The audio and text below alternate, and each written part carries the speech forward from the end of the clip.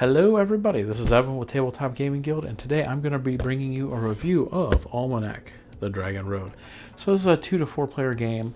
It takes 60 to 90 minutes and is put out by Colossal Games. So I'm going to bring you down to the table, show you an example of how to play the game, then bring you back up and give you my final thoughts.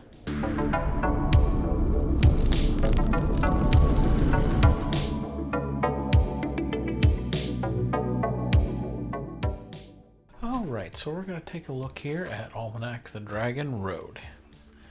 Now, Almanac, the Dragon Road here, you are taking place in this world as a merchant, and you are trying to get to the end, to the Dragon City. Now, there's many different paths that you can take in this game, and if we open up the map here inside the rulebook, you're always going to start here at number 1, which is the crossroads, which is where I have right here, where it's actually called the outpost, sorry. But you always start the game here at the outpost. And you're always going to end the game here at the Dragon City. And you can see there are many different paths through here that you can take in this game. Now, that's where the game is really, really cool, for the fact that no two games are really going to be identical, for the fact that every time you go and you start someplace, you're going to have choices of where you're going to go. So when you're done with 1, you can go to either 2 or 3. Say you went to 2, well, at that point you can go to 4 or 5. And it's going to branch out from there. So it's a really, really neat idea of each journey that you're going to take, or by journey I mean each play. You can have a completely different path to get to the very end. Now, all those numbers correspond to different pages in this book. So 1 here, like I said, we can skip away, and this would be number 12. Different things are going to happen. I'm going to kind of give you an idea of what's happening in between all of these. But to give you an idea how the game is played, so what you're going to do is you're going to select a color. So I just picked red for this one, and then this is going to be a 2 to 4 player game, so the other person that we're going to have is going to be blue, but they're going to be identical. And you're going to have this little screen here. So this screen is to hide information from your opponent. Biggest thing that you're going to be hiding is the amount of money. And I'll explain why that's important, why you need to hide that information from your opponents. But on the inside of your little player screen, it's going to give you the common actions and the icons of everything that's going to be onto the board. Now, some places have specific icons, and it's specific to that page, and it'll actually go through in this area here and tell you exactly what that is. But I'll explain that here once we flip to maybe 1. I'll show you one quick one.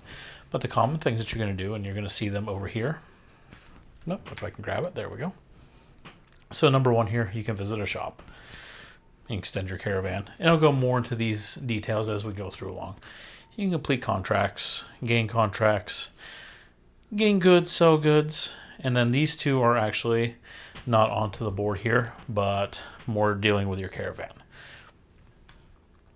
This middle part here is more for when we move to the next page of our journey here. So once we get through the round, we'll go through over what this means here.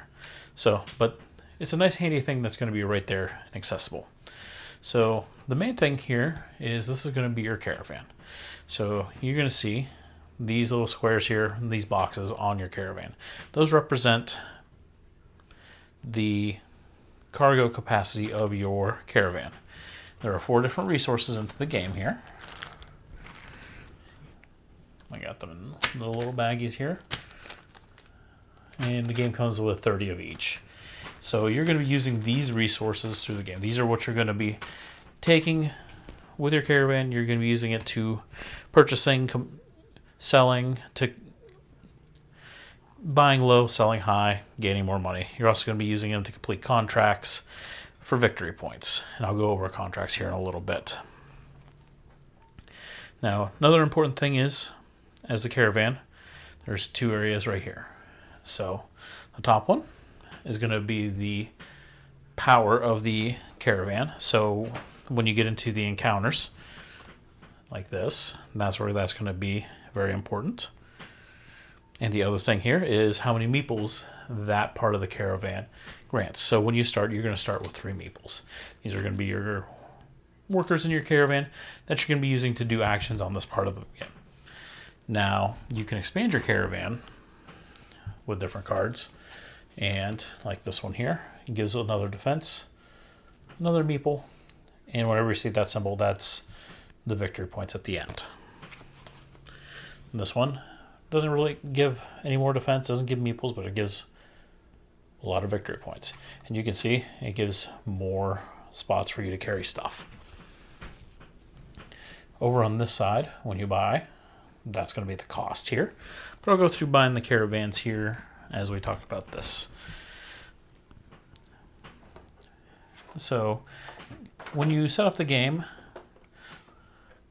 everyone's going to have a starting caravan. They're going to have their 3 meeples. First player gets 10 gold, like that. Next person gets 12, then 14 and 16. You also get 2 contracts. So these contracts, I'll just lay them out right here. These are going to give you a little extra abilities, a lot of victory points, but they cost a lot of resources to do. So like this one requires 2 red and a yellow resource to complete. And then you have to send a worker to the specific location to complete it. And then from then on, you will have this ability for the rest of the game. And then at end scoring, you get 20 victory points. Likewise for this one. That's the cost. Once you complete it, you'll forever have that ability for this game. And victory points. Important note, any contracts that you do not complete at the end of the game are going to be worth negative points there. And the very last thing you do in the game before you tally victory points is you have a chance to complete any contracts, but you have to pay 5 gold plus whatever resources. So you do have that last moment. So we have our starting caravan, we have our 3 meeples, we have our gold. So this is what's called the guide token. So this signifies who's the first player. And this is actually very important because whoever has the guide token is the one that's going to be the leader of the caravan and is going to decide where they're going to go. Now this will pass throughout the turns, and we'll talk about that here, how that goes. So we are going to have the guide token. So I get to go first. So I get to decide and take one of my meeples. It's just standard worker placement. So I pick one of these locations. Now over here, they're going to have a description of the area that you're in. And then if there's any special rules, they're going to be right listed in this area too. So like this area, placement rules, players can only place one of their workers in each of the guild huts. So you have the 4 guild huts. So if I place here, I can't place another worker in there also. So what we're going to do is I'm going to take him and let's say I want to expand my caravan right away. Well, actually, no, that's not going to make sense because you don't start with any resources. So let's go. Remember, these are the ones here that I have. So what we want to do, take a look at the different areas and see if anything can correspond there. A couple things kind of touch each other here. So we're going to go there. We're going to get 2 blue and a red. But now remember, that's locked off for me, so I can't do that area anymore. So blue, let's just say they're going to go here. Now, we're going to say we're going to go right here to get a blue and a yellow.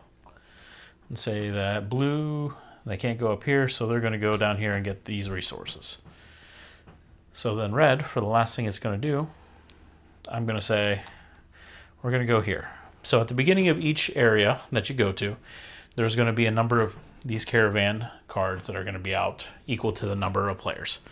So throughout this turn, I've gained 1, 2, 3 blue, a red, and a yellow. This one costs 7 gold, which I have 10 to start with. So 5, 6, 7. One of my reds and one of my yellows. I pay that, and now my caravan is going to be much larger. Now, I would have normally taken these resources and put them out here, but I just didn't do that right now. just because I got to slide this down here and out of the way, just for simplicity's sake. So last thing is, blue is going to go and say they're going to grab these resources right there. So that completes the round, once everyone has their meeples out and has done all their actions here. So the next thing is, any unbought caravan, so we only have one caravan card that wasn't bought, goes back into the deck. Everyone recovers their meeples. So the blue player is going to take theirs here. Red's going to take this here. And then the next thing is we're going to have an auction to see who's going to get this. So behind your screen, and this is why it's important to hide how much gold you have. So I only have 3 gold left. The blue player, they were second, they have 12. So I know that just because they haven't got any gold, they didn't buy anything, they didn't sell anything. So I know that they have this. If the blue player was paying attention, they would know I would probably have right around 7 gold. But the auction part now is, behind your screen, you pick how much gold you want to bid for the Caravan leader token. And then once everyone has that figured out, you place your hand out and you bid. So let's just say here, and this is going to be us here in the red, and this is blue. So blue bid 5, 6, 7, and I bid 3. So blue is going to get the Caravan leader token, so that's going to go over into their area. They must pay the gold that was bid to be leader of the caravan. Now they don't have to pay what they bid. What they pay is the lowest amount bid. So it can get really interesting with 3 and 4 players when you have multiple people bidding. So since I only bid 3, they bid 7. 3 is the lowest. They would have to pay 3 out of the 7 that they had, or actually out of their 12 that they had. So they would pay that. Now the next thing is they get to choose where they're going. And that's where this middle part here is. So it's going to tell you on this little chart, this right here. So if it's the resources are on the left, that means it has a higher sell value, lower availability, versus over on this side is lower sell value, higher availability. So you want to look at any of your contracts that you have or anything that you may have picked up at the start with that you might want to sell, and kind of use this as your guide to kind of figure out where you might want to go. It also gives you a little tiny description of the area, but it doesn't really tell you too much. So let's just say that they want to go to number 2, the Cloud Monastery. So before we go, we have to do an encounter.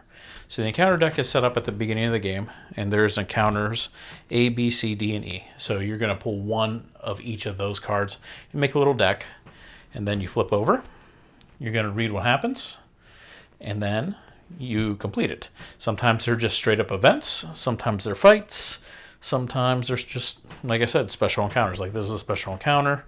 Read the description. Then you get an option that you can gain 5 gold, or you can gain one of the yellow resources, and the guy gets a little extra bonus. And once that's completed, you're going to flip into the next area, number 2.